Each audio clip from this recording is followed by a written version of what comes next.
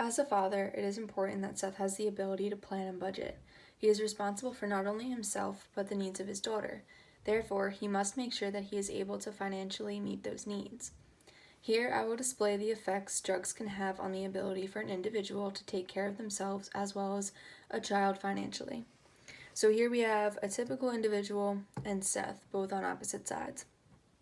And we've given them $500 to spend for the week, and that's without mortgage and utilities and things like that. So that $500 will only get split up amongst these four categories. And as you can see, the $500 is represented by dimes, and there's 50 dimes on each side, and so each dime is worth $10. So let's start with the typical individual. So let's say that they think daycare is the most important for Ella. You know, they have a full-time job, they're out of the house for 40 hours a week, they need to make sure that she has a place to go. So let's say that they spend $230 on daycare for her, whether they have someone come watch her in the house or they bring her to a daycare center. So $230 to daycare for Ella.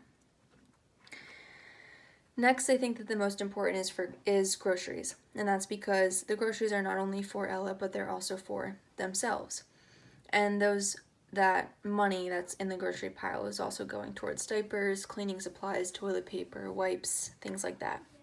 So let's say that for the two people, they put $150 towards groceries.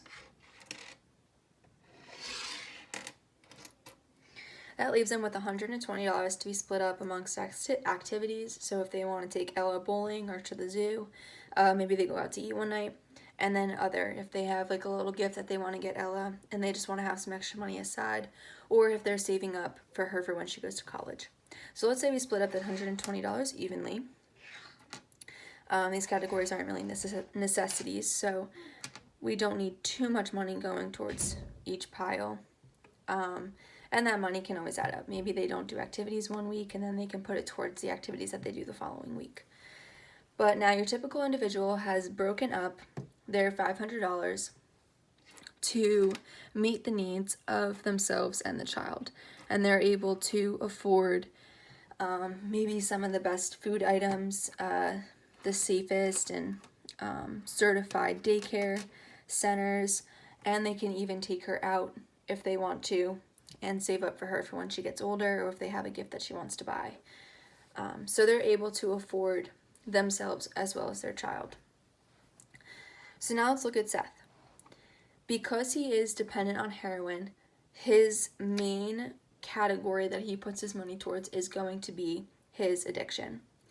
Now, the addictioncenter.com said that approximately $463 to $1,700 a week goes towards someone's addiction if they are severely addicted.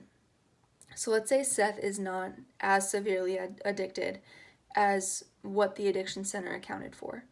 Let's say he only spends $300 a week on his addiction, because we know from the movie that he is fairly addicted and dependent on the heroin. So that leaves $200 to be put towards groceries, daycare, and activities, all combined. Now, if we look back at our typical individual, they put $230 towards daycare. Seth now doesn't even have enough to cover daycare for Ella while he's out of the house for the time that he's working. And if he puts all that money towards daycare, he won't have enough money to pay for the groceries and things that he needs in the house. So let's say that he puts $100 towards groceries. Let's say that's his second most important, because the groceries are not only for him, they're for him and Ella. So he needs to be able to eat too. Now, we only have $100 left for daycare and activities. Now, activities and other are not necessities. That's just extra stuff that you want to be able to do. You want to give Ella those certain experiences. So let's say he's not really concerned with these. Now, daycare. If you put $100 towards daycare, you are not going to get the safest person or most certified person to watch Ella. And you're definitely not going to be putting her in the best daycare center. So now you're kind of putting her at risk with who she's being watched by for the majority of her life and the majority of her childhood as she's growing up. and you don't have any money left over to put towards activities such as bowling or eating out or anything like that, for her to be able to have those experiences that all of her eventual classmates and your typical child would be experiencing. Now, let's say that Seth's dependence becomes even more demanding as time goes on, and let's say that he does become one of those severe users that addictioncenter.com was referring to, and he puts all $500 towards his addiction. Now he doesn't even have the money to meet his own needs, his own physiological needs, let alone the needs of a child, and he won't even have enough money to put towards someone watching the child. Heroin impairs all of an individual's mental functions. They most likely do not have the ability to sit down and logically plan their spending like this. They have an addiction that needs to be met, and they will put any money towards meeting that addiction without even thinking about these other necessities. And in the movie, Seth is even seen telling Kate when he's trying to get admitted into rehab. He tells her that his credit is really bad and that he needs her to pay once again for his rehab. And then when she says that she doesn't have the money either, he tells her to ask her boyfriend.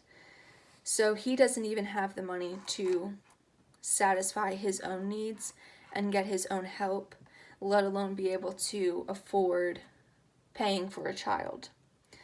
So Seth, from even being able, he's not even to be able to provide for himself, let alone being able to provide for his daughter.